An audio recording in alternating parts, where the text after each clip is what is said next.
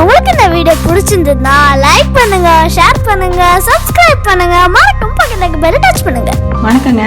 இன்னைக்கு சிக்கன் போண்டா எப்படி செய்யறது நான் காமிக்க போறேன். அதுக்கு தேவையானது சிக்கன் ஒரு 300 கிராம் வாங்கி போன்லெஸ் கறியா வாங்கி மஞ்சள் தூள் போட்டு கொஞ்சம் வேக வச்சு நான் வச்சிருக்கிறேன். அடுத்ததா ஒரு கப்பு வெங்காயம் பொடியா அரிஞ்சது, ஒரே ஒரு உருளைக்கிழங்கு வேக வச்சிருக்கேன். இதை இனிமேட்டு இது எப்படி செய்யறது நான் காமிக்கிறேன். இப்போ இந்த வேக வச்ச சிக்கனை மிக்சி ஜாரில் போட்டு கொஞ்சம் குறைன்னு நம்ம அரைச்சிக்குவோம்.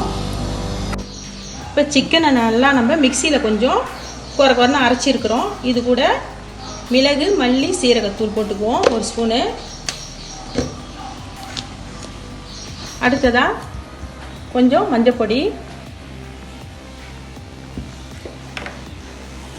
கொஞ்சோண்டு சோம்பு, இஞ்சி, பூண்டு, பச்சை மிளகாய், ஒரு 2 பச்சை மிளகாய், இதெல்லாம் சேர்ந்த மிக்சியில் அரைச்சது.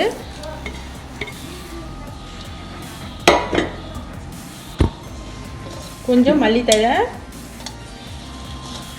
கொஞ்சமாக கருவேப்பிலை,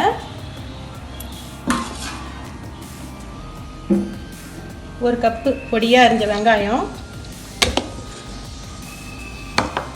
ஒரே ஒரு உருளைக்கிழங்கு, நம்ம நல்லா வேக வச்சு உருளைக்கிழங்கு, இதெல்லாம் இதில் போட்டு நம்ம நல்லா கலந்துக்குவோம்.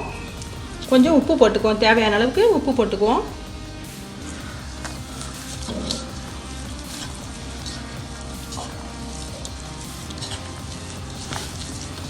ஏன் உருளைக்கிழங்கு போடுறோம்னா இந்த உருண்டை பிடிக்கும் போது நமக்கு ஒரு கிரிப்னஸ் வேணும், அதுக்காக தான் இந்த உருளைக்கிழங்கு. நல்லா பிசைஞ்சதை இது இந்த மாதிரி ஒரு உருண்டையாக நம்ம பிடிச்சி வச்சுக்குவோம். அப்புறம் தான் போண்டா போட நமக்கு ரொம்ப ஈஸியாக இருக்கும்.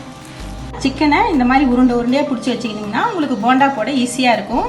அடுத்ததாக ஒரு கப்பு கடல மாவு, 1/2 கப்பு அரிசி மாவு, 1 ஸ்பூன் மிளகாய்த்தூள், கொஞ்சம் பெருங்காயம், உப்பு போட்டு போண்டா போட இதை கரைச்சி வச்சுருக்கேன் கட்டியாக. இப்போ எப்படி போண்டா போடுறதுன்னு காமிக்கிறேன்.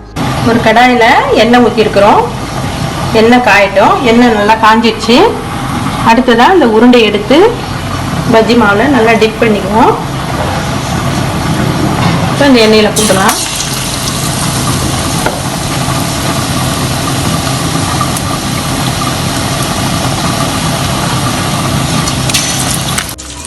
பாருங்க, ஒரு சைடு வந்துச்சு, நம்ம திருப்பி போட்டிருக்கிறோம். இது கொஞ்சம் நல்லா வேகட்டும், அப்புறம் எடுத்துடலாம்.